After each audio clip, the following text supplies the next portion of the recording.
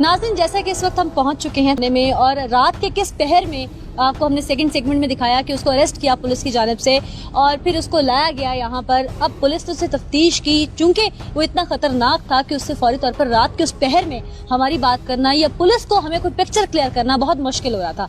लिहाजा हमने सुबह होने का इंतजार किया और अब इस वक्त हम पहुंच चुके हैं जिस बैरक में उसको बंद किया गया है, जिस जगह पे मौजूद है, उससे बात करने की कोशिश करते हैं क्योंकि दिखने में तो मुझे इंसान लग रहा है, लेकिन कोई इंसान किसी जानवर को इस तरह चीर फाड़ के नहीं खाता, कोई इंसान किसी इंसान का खून पीने की कोशिश नहीं करता।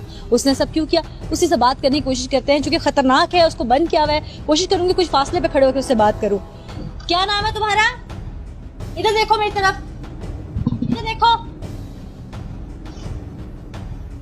क्या नाम है तुम्हारा? नाम क्या है तुम्हारा?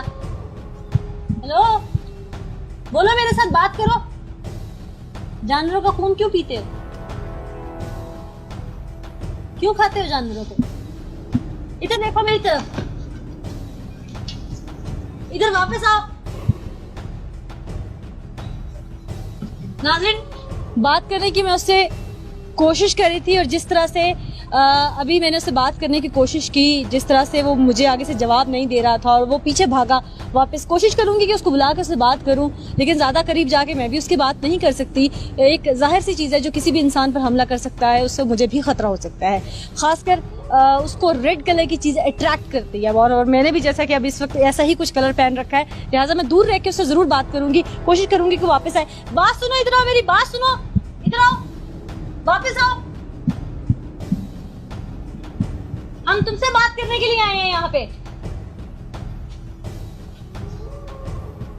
तुम्हें समझ आ रही है मेरी आवाज? इधर आओ। नाज़रीन, मुझे तो लगता है कि शायद ये इंसानी जुबान भी नहीं समझ सकता, क्योंकि जिस तरह मैं उसको बुलाने की कोशिश कर रही हूँ और वो मुझे रिस्पॉन्ड नहीं कर रहा आगे से, तो आई डोंट नो कि ये शायद कुछ समझ भी पा रहा है मुझे, लेकिन मेरी आवाज़ की फ्रिक्वेंसी जो है शायद वो भी इसको कैच नहीं हो रही। ये कुछ बताना नहीं चाह रहा।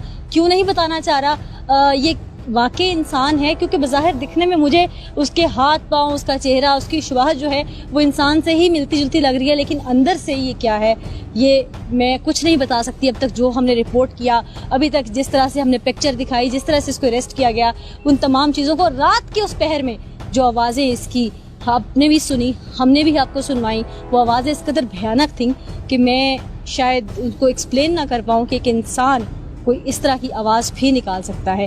उससे बात करने की कोशिश तो मैं पूरी कर रही हूँ कि किसी तरीके से वो कोई बात करे, कोई जवाब दे, कोई रिएक्ट करे, लेकिन मुझे मुश्किल लग रहा है कि शायद वो कोई रिएक्ट करे। इधर आओ, बात सुनो। ये क्या कर रहे हो तुम? क्या कर रहे हो? ये क्यों बांध रहे हो? इधर आओ। कहाँ जा रहे हो? कहाँ जा रहे हो ये लेके? कहाँ जा रहे हो सब लेके? ये कहाँ जा रहे हो लेके? ये क्या है इसमें? क्या बांध रखा है तुमने?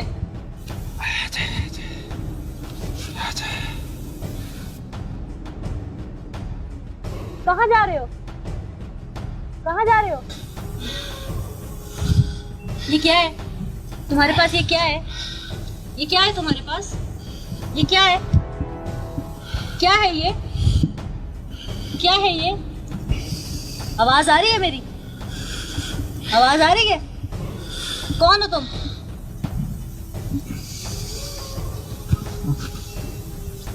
क्या कर रहे हो? ये तुम्हें चोट लगी है? तुम जमीन को क्या खरोचते हो? क्या कर रहे हो?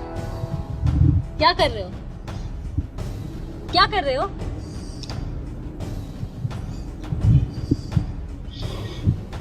क्या कर रहे हो? बात करो मेरे साथ।